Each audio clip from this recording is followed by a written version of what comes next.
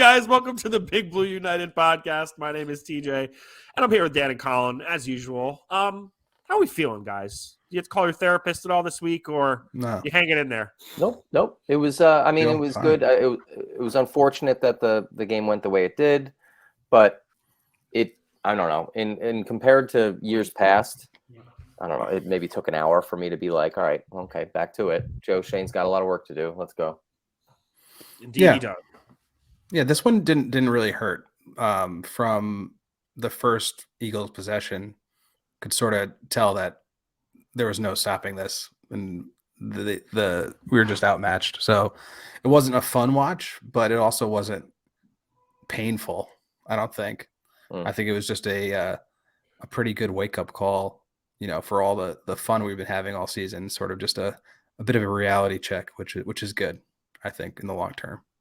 I think Dayball put it best when he said it was a crash landing. That is exactly the perfect way to describe what occurred. But that almost sounds like he expected it. And that's what's odd about that kind of phrase. Like, it did look like, and some people were saying on Twitter or whatever, that it seemed like, what did they do all week? How were they preparing for this? They were preparing, but I guess the players just stink in comparison. So, I don't know. I don't know. Maybe the trainer who was working on Darnay Holmes' thigh in London, maybe he was just like in high demand that week for everybody. They were busy. I don't know. This is part of sort of an overarching thing that I want to talk about, but maybe we address it now before we get into the game. Not that there's much to talk about, but the crash landing thing implies that he sort of knew they were, flying sort of above what was expected. But it also, to me, is interesting in relation to like the feedback they gave after the Vikings game about Daniel Jones. Both him and Kafka were like, yeah, he played a good game. It was a good game. No one was like, oh, he's the man. That's why he leads the team. They were like very like slow playing it. And then Daniel Jones after this game sort of being very non-committal about where he stands with the team, sort of just like, we'll see what happens when it happens. It's been good. I think there's a level of like, I don't know, of something based in some like sober reality of what the team actually is that gets blown out of proportion by the media a bit. And there's some more, grounded thinking happening on the team than we realize. But I think it's something that we overlooked in the excitement of the playoffs. Yeah. I think if you watch the presser, Shane was like, he acknowledged that there was a gap in talent between, teams like the Giants and the Eagles or other, the higher tier teams. So, I mean, obviously that's like apparent to everyone with eyes, but it's nice to hear like your GM say it just straight up. Like we need to improve. We need better players on the roster. We were hamstrung by our salary cap. But, we're in a better position coming into next year. And, $53.7 million cap space. Colin shared this with us today. And, when they cut Galladay, that'll give them another, almost $7 million in savings, plus whoever else is jettisoned afterwards. So, I mean, they're set up for success in the future. And, I mean, I guess the first real question I could ask you guys is like, I was listening to Francesca, and he said that because of the way the Giants lost the game, it put a stain on the season. Oh, his head is so far up. I couldn't disagree with more. I was just curious to hear what your guys' thoughts on that was. Well, he's a load of garbage hot air that I'm so glad he's not in the forefront of at least regular radio. I don't even know who searches him out and finds out what he thinks at this point. He's an old dinosaur, and I don't care about that. It's whatever. I mean, he grew up under Parcells, so he knows a thing or two. Did you see that clip that Awful Announcing put out about him? Just like talking about how he claims to be basically like front office and like in with coaches and could essentially run a football program. Oh yeah. He said it over the years. Anyway, no, I think he's totally wrong. I feel like, again, if you have a realist perspective on this team and you can see the evident talent disparity in this game, there's no matching up. The Eagles and the Giants just cannot match up currently. I think this was sort of, this is the best case scenario for winning as much games as they did with a roster that they had, right? So they got into the playoffs. They beat a team they should have beaten, the Vikings, probably a more talented team, but that's, again, like we were saying, to credit of the coaching staff and what they built, with the chemistry and culture of the team. And then they got smacked down by a team that's vastly more talented.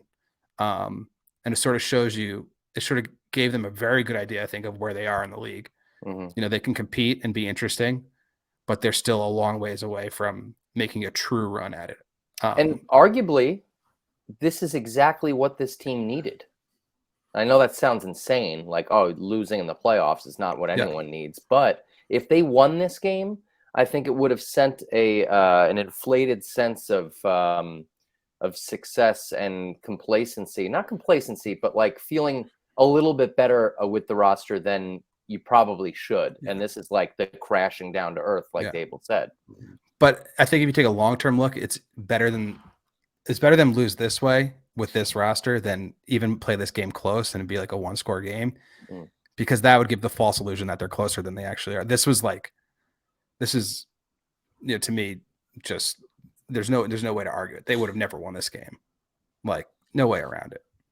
I think there's a lot of players, free agents that are very replaceable, but just looking in the context of who they are on this team, and they are kind of have overinflated value, I think, in a lot of Giants fans' minds. And I think, coming back to your point there of being brought down back to earth, it's good because, you don't want to end up overpaying dudes like Richie James when you can get somebody else off the street, who's equal or better than him, probably for, equal or less money. Yep. To some degree. I mean, there are some guys that are leaving that I would love to see back, but I think that, a great example of this is a guy like Julian Love, who is a free agent this year, who we all love. But in the context of the greater scheme in the NFL, like, he's an average starter in the league. Yep. So it's like we want him back because, we have a personal attachment to him. But I think, another thing Shane said in the press conference is, take a step back and remove your emotion from it because it's a business decision. So, I think that they're in a good place, to be making smart decisions. And I think if anything from this season is that the Giants have a huge W just because we have a head coach and we have a front office who, is competent. It would seem, at least now. I mean, it's been like a decade since, I've had any confidence going into an offseason. So, I mean, despite the fact that you lost terribly, I couldn't be more thrilled with really how the season went. And I think anyone who's a Giants fan should feel the same way and keep their head up high and be proud of, what this team accomplished with the players that were on it, because the coaching was nothing short of remarkable, in my opinion. Yeah, and you had the usual knee-jerk morons on the interwebs today, or the last.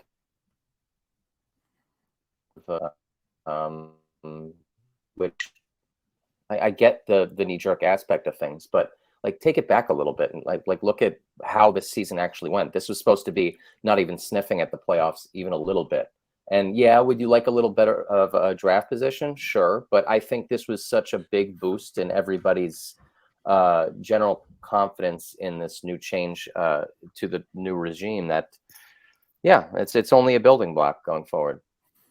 Yeah, I agree that that's what I meant about like winning as much as we did. This is, if we're going to win, like, this was the best way to do it.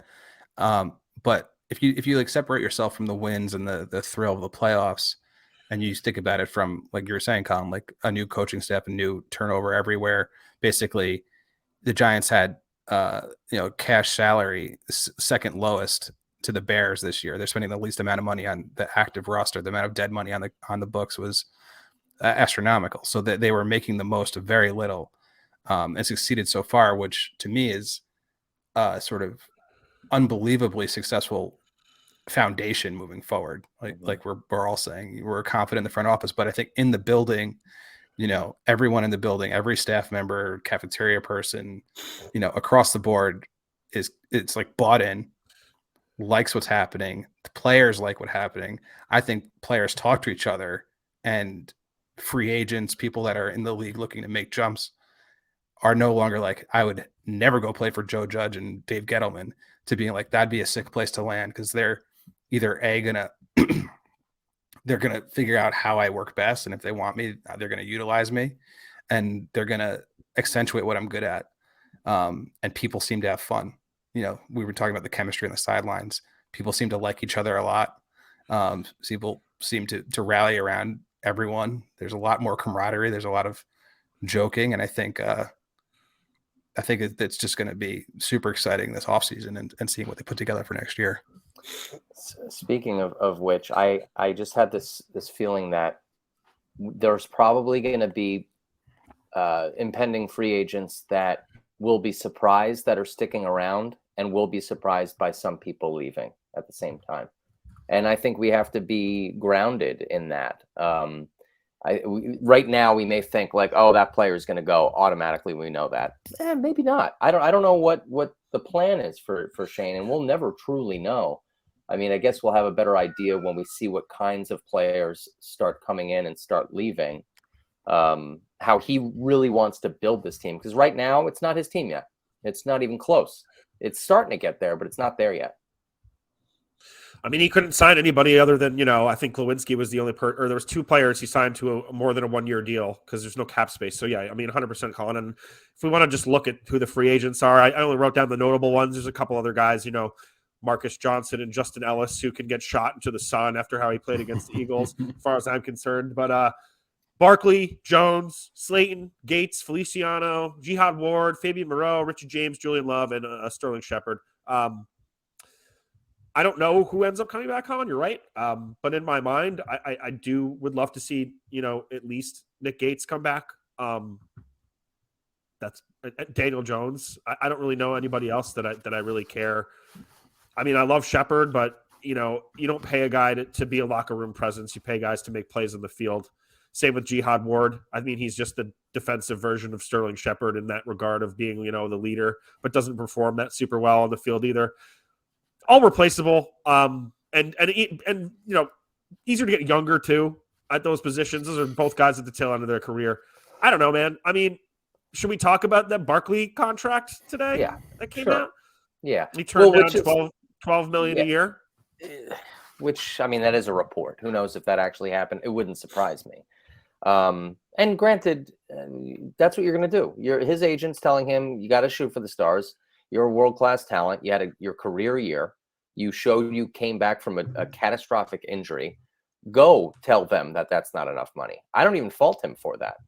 What I would fault us for doing is possibly taking him up on that. No, he needs to walk. Take the emotion away from it, like we said, and let him test the waters. If someone else wants to give him a big contract, so be it. It's been serviceable. Thank you, Saquon. I feel like he's going to look really good, like in an Atlanta Falcons jersey next year. Yeah, something like that. But if we look at the numbers, so that $12 million would put him tied for 7th overall contract. Ahead of him would be McCaffrey, Zeke, Kamara, Cook, and Henry. Zeke and Kamara make $15 million. Cook and Henry make like 12.5. Like, I mean, do you think that they try to just offer him somewhere between 13 and 14, and then all of a sudden, there's only 3 guys ahead of you? Does that become more, palatable for Saquon? I mean, he said he didn't want to reset the market, whatever that means. But does that mean he wants equal to Christian McCaffrey, or is he willing to take less? Because if it gets to $16 million a year, there's no way. You're going to build a competent roster with as many holes as you have. Dedicating that much money to a position that's, easily interchangeable. And plus, if you're going to sign him to a deal, it's going to be 3-4 years, 5 years maybe. And, running back shelf life doesn't. Every team that signs a running back to the second deal and it's expensive regrets it because, look at all around the league. Dalvin Cook hasn't performed. Tony Pollard is outperforming Zeke. Christian McCaffrey, sure. But, he's the focal point of that offense at this point. So, I mean, I don't know. It's just hard to really say what they should do with him. Franchise tag is the answer in my mind. They might not even do that. I don't know. Just like hearing him speak, I mean, I think it said a lot in that interview. You never hear that. You never hear players almost. Usually they're shooting for the stars in their interview, but him and even Leonard Williams said kind of the same thing about how they're willing to, in so many words, take the team discount. Whether or not reports say otherwise is another thing, but rarely do you hear that sort of thing, which actually goes into the culture and how everything they want to be here. So that helps. That's why I like the franchise tag for him, because I think he's a high enough character guy where he doesn't, hold out. Sure. Maybe. Yeah. I mean, I don't know. Just between, not like he had the worst game ever on Saturday or Sunday, but like just between last week and this week, I'm less inclined to even contemplate the franchise tag with him. I thought he was the only really person who actually showed up in that Eagles game. Yeah. And maybe him and like Andrew Thomas. Nobody else showed up. Literally nobody on the entire team showed up that game, which was unfortunate. It's a bad time, to have your should-be all-pro defensive tackle sitting next to, your former Pro Bowl defensive tackle getting bowled over by a 35-year-old center all game with the gigantic running lanes. It was sad to watch, in my opinion. But, it is what it is, man. The talent gap is wide, as Shane said before, Should we do some Eagles here, or do you guys got a little bit more about the offseason or whatever? Yeah, well, I mean, I would just say about Saquon and generally those last games and where we sat sort of viewing the team. Like before we played the Eagles this week, we played Minnesota, Indianapolis, Minnesota. Well, those aren't good defenses. We looked pretty great against them defensively, offensively, also really good. But like the Saquon matter, he had how many games? 1, 2, 3, 4 games where he rushed over 100 yards. He had some good receiving games. I think his highest receiving yard total was 56 yards against Minnesota 2 weeks ago.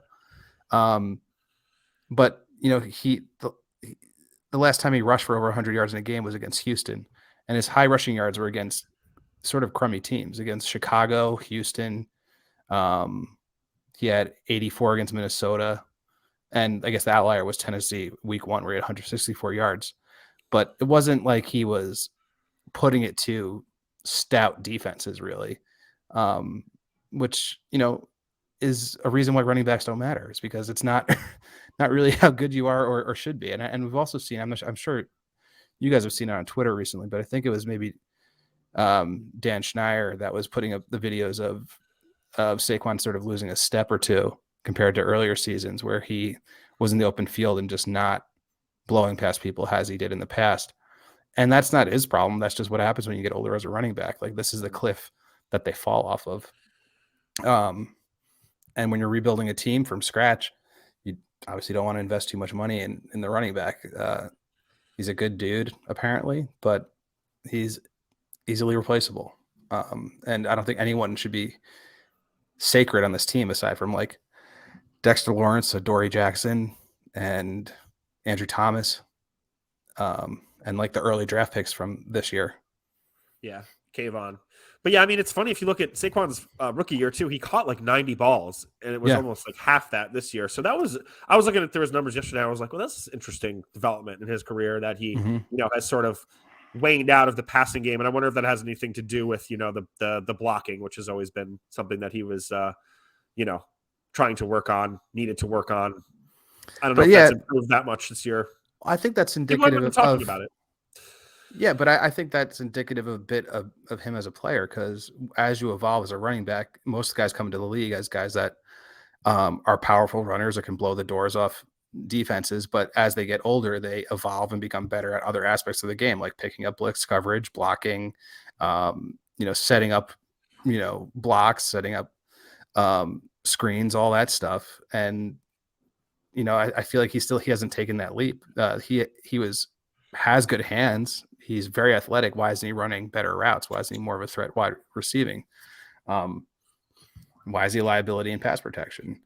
I think if you're going to give a guy a ton of money at running back, he has to be exceptional at every facet of being a running back. That's exactly it. And he'd be foolish to not recognize that kind of thing and that part of his game. Not that he'd come out and say it, but like, how the business is, how this modern NFL is. It's not the Emmitt Smith days anymore. You're not going to get that workhorse guy, that LaDainian Tomlinson that you're going to run to the ground. Smart GMs just don't think that way anymore. He's also not owning teams like Emmitt Smith and LT did. Yeah, Like that's fair. those guys just demolish people. Yeah. I was watching some LaDainian Tomlinson highlights the other day, and man, he was so good. Yeah. People forget how good he actually was. You know, it was For because so Adrian long. Peterson like came out like right after him and was like slightly better, so everyone kind of forgot about how great LaDainian was. LaDainian was for longer. Yeah. Are you going to go over to LaDane's house or? Yeah, my girl's at the crib. What is that? Handsome Boy Modeling School? Yeah. White people? Yeah. It's a great album. It's a good album. Yeah. Great album. Yeah. Mm-hmm. If it wasn't for you, that's a great song. I don't need you. Love that one. Cedric on that album, right? Yes, they do. Yeah. Now the worst song is there's like a Jack Johnson song. No, that one's good. That one's actually a the good breakdown. one. I'm not a fan. No, I like that. That song, Andy and I would always agree that's a better version of the original version of the song. But anyway, I agree with that. But I mean, I just don't like the original song enough to like enjoy the remix. But either way, what percent of Giants fans know Handsome Boy Modeling School? 0. Well, if you, I'm sure people know who Danger Mouse is. Yeah, true. And then who's the other guy? Forget. Oh, somebody else. Dan the Automator. Dan the Automator, exactly. People know who they are. They just don't know about like that one collaborative album they made in like the early 2000s. Obscure. 4 NFL teams, 2 conference championship games, and only a few more shots to win big on the playoffs with DraftKings Sportsbook, an official sports betting partner of the NFL. Counting down to Super Bowl 57, new customers can bet just $5 and get $200 in free bets instantly. Not a new customer? You can feel the conference championship thrills with stepped-up same-game parlays. Take your shot at an even bigger NFL payout and boost your winnings with each leg up to 100%. Download the DraftKings Sportsbook app now and use promo code TPPN when you sign up. New customers can bet $5 on the conference championship game and get $200 in free bets instantly. Only at DraftKings Sportsbook with promo code TPPN. Minimum age and eligibility restrictions apply. See show notes for details. All right, guys, Eagles. 38-7. It sucked. I didn't really like it, but, I don't know what to say. I mean, go Niners. Actually, let me ask you a question, guys. What was the Giants' game plan going into this game, in your opinion? What was it? I'm very happy you asked that, because from all of the other weeks that we watched this coaching staff go through this entire year, it was the first time it looked like there was no game plan whatsoever. To the tune of, just on the defensive side of the ball, Landon Collins and Cordell Flott not touching the field once the entire game. What was the game plan? I don't know. It was bad. I mean, I know what the Eagles' game plan was, and Kick it was our ass. It was like, wow, the Giants have the 31st rated run defense in the NFL. Let's just run the ball, and they did. When was the last time you saw a team put up 5 touchdowns and their quarterback had 150 yards passing? I don't know. Couldn't tell you. Yeah. Couldn't tell you, if ever. 268 yards in the ground. Kenneth Gainwell averaged 9.3 yards a carry. Miles Sanders, 5.3 yards a carry. Yeah, I mean, like I said before, the defense didn't show up. The highest rated guy on the defense is Justin Pinnock with like a 65 on PFF, which is, out of a scale of 100. It goes to show you just how poorly everybody really played.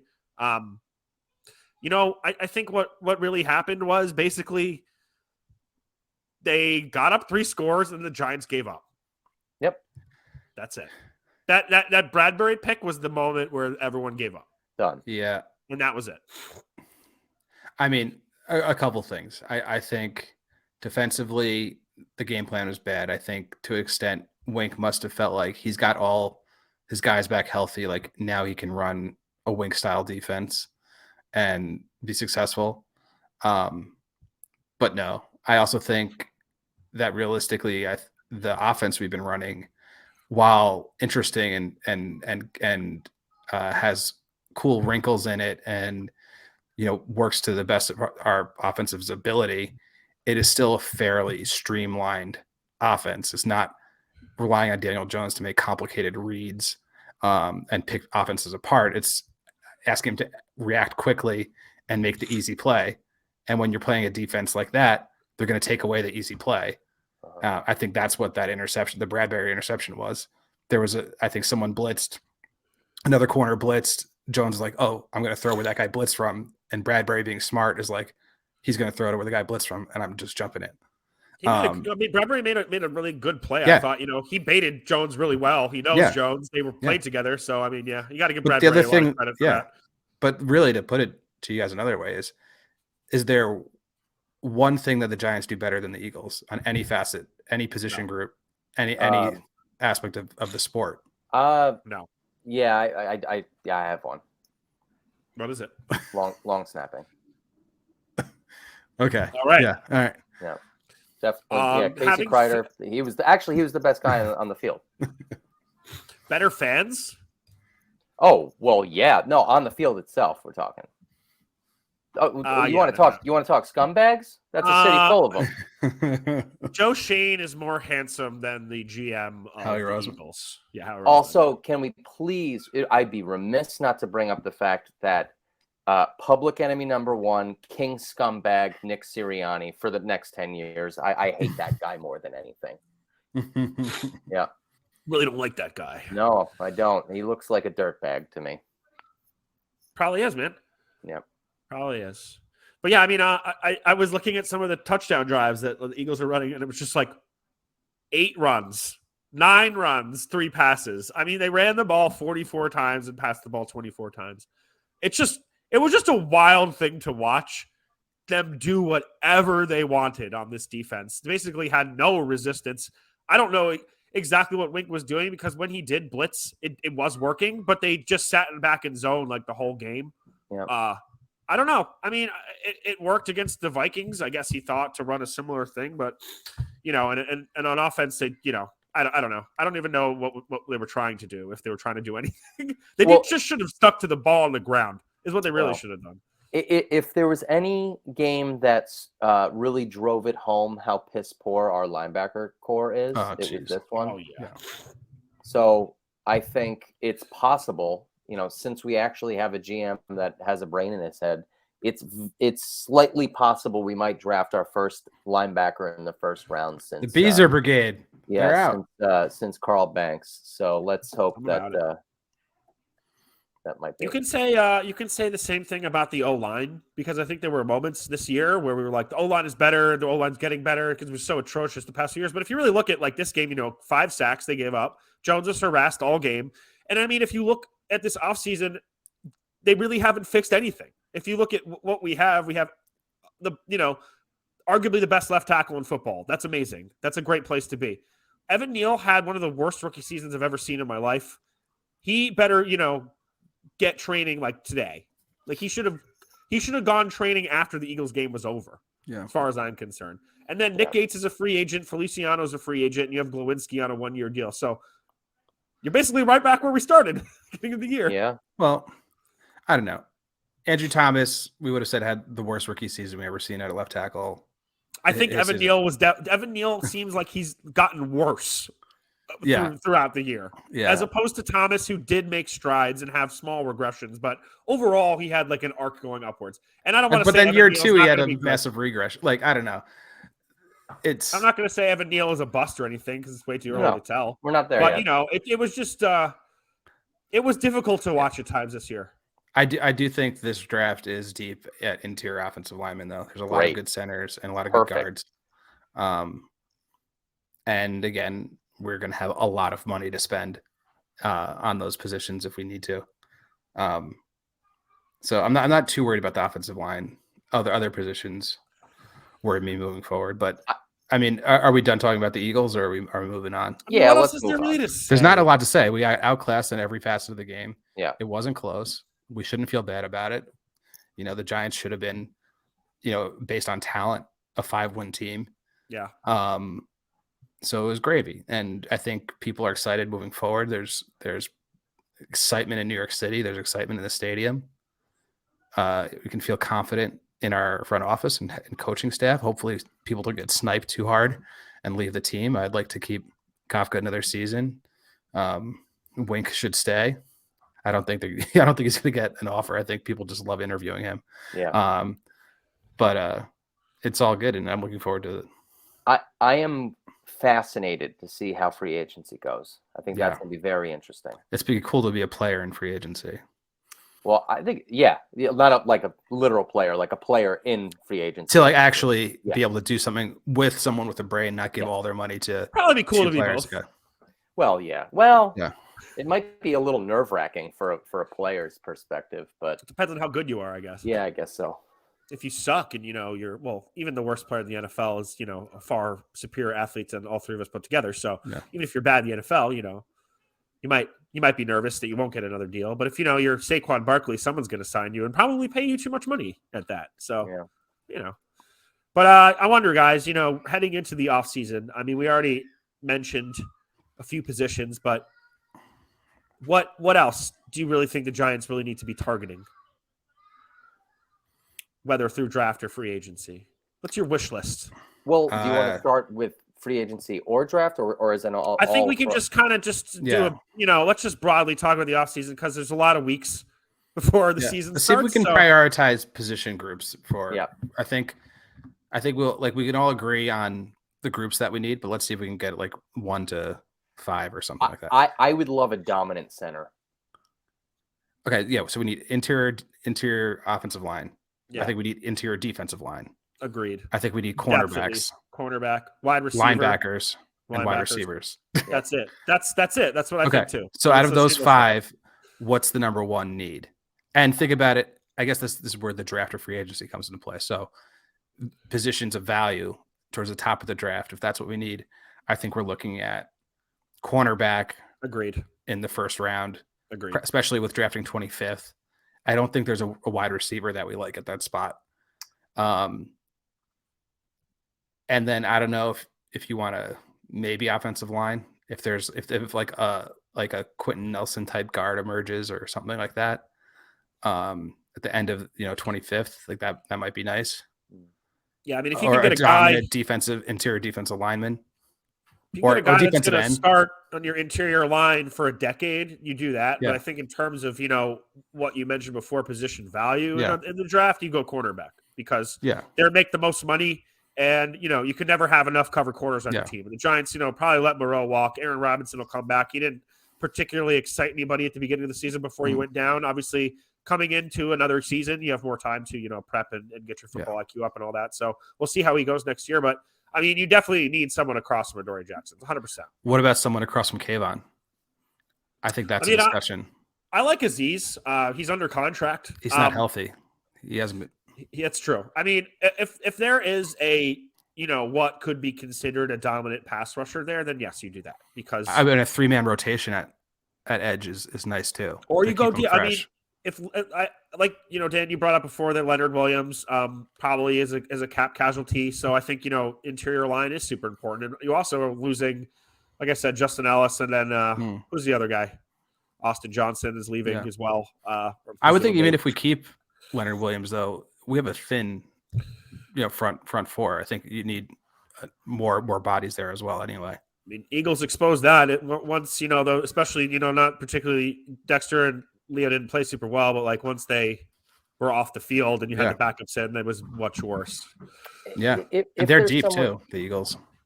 I said it already, but I think speaking of stopping the run, I mean, you're just watching the 49ers the other day. What's that middle linebacker, Turner? Fred Warner? Oh, that's it. Warner. Yeah. Yeah. Between covering everything on the field and stopping every run that's coming up the middle. Well, yeah, I'm just saying, there's nothing wrong with targeting a linebacker in the first round if he's there. They've had some great success in that team of finding dudes to play linebacker. Always. It sucked for them when that dude retired after like his second season or whatever. Patrick Willis? Was that guy's name? No, the white guy. He retired early. Yeah, Willis retired early. The white guy retired early. I forgot his name, but he looked like he was going to be good too. Something like that. Yeah. Something like that. Niners. Yeah. Let's go Niners, by the way. Oh, absolutely. Although I am rooting for the Bengals to win the Super Bowl. Yes, for sure. No, actually, I was telling Steph just yesterday what I want for here on out is I want a replay of the Boomer Esiason and Joe Montana Super Bowl, but the Bengals win this time. I would love to see. I just love Joe Burrow. I think everybody likes Joe Burrow. Well, I mean, he had, what was it? He only had 3 starters on the line in front of him, and they were dominating. I know it's in the snow, but like Bills took a big old dump. Yeah, they weren't good, man. They were not good. That was interesting. I think, they just had a bad year. I mean, Josh Allen might be banged up or something. He must be because, or maybe he's getting in his own head. I mean, you saw Diggs yelling at him on the sideline. Like, what's going on there? Diggs does that though. He's very emotional. Yeah, I guess. I wouldn't put too much into that. Mm. Oh, you know my favorite player on the 49ers is? Mofunga. Yeah. A fun name to say. Sure. Mofunga. My brother would like that. Anything else tonight, guys? Yeah, I mean, I think we can enjoy the rest of the playoffs here without worrying about getting our emotions involved with it, and then quickly go into the off season. And let's hope that time flies to free agency, because that's going to be a lot of fun in March. Man, even though the season's over, the off season is arguably more fun at times. So can be, especially now when it's not just full of dread. Yeah. I know, Colin, you did a mock this morning. Who was your first round pick again? Oh, let's take a look. I remember who it was. It was Joey Porter Jr. Yeah, which I thought, I was like, all right, cool. And it was, speaking of what we were talking about with cornerbacks in the first round, I thought about all of the times we were in like 18 to 27 and just the amount of corners that go in that spot. I was like, this makes sense. Apparently he was really good in college, and plus the pedigree is pretty sweet. Hopefully he's as tough as his dad is. He's a physical freak. Yeah. Like, he's a little raw, but his measurables and speed and strength is probably the best from the position, but he's not as polished as the other guys. Oh, sounds his like dad was a scary man when he played. Oh yeah, to say the least. Yeah, no, I've taken him. I did like 4 mocks today as well. Yeah, I've taken him a lot in the first round there for sure. You know who I saw today was I told Colin this earlier, but I saw BJ Ojulari. Oh yeah, in a mock. He's an end. He's his younger brother. Yeah, he's an end or he's an edge rusher. Whatever it is. That would be interesting to have the brothers on the team. Do you guys remember the last time 2 brothers were drafted by the same team? No. It was the Griffith brothers in Seattle. Oh yeah. Oh, that makes sense. And Shaquille and Shaquille. Except only one of the brothers was missing a hand. Yes, he was. He's not in the league anymore. I think one is still in the league and one is out. Yes, the guy with no hand is not in the league anymore. Yeah, he played it a lot though. Yeah, he did. He had a shot. Yeah. I mean, it's just an amazing kind of story to even get to that level. Missing a hand. You're a professional football player and a cornerback at that. Yeah. Wild. Were they from UCF? Or I forgot where they went to college. Something like that. Forget. Yeah, all right, guys. Thanks for listening tonight. Please follow Big Blue United on Facebook, Twitter, Instagram. You can follow us, BBU Pod Boys with the Z on Twitter. And don't forget to download the DraftKings app. Use promo code TPPN when you sign up. Have a good night. Goodbye.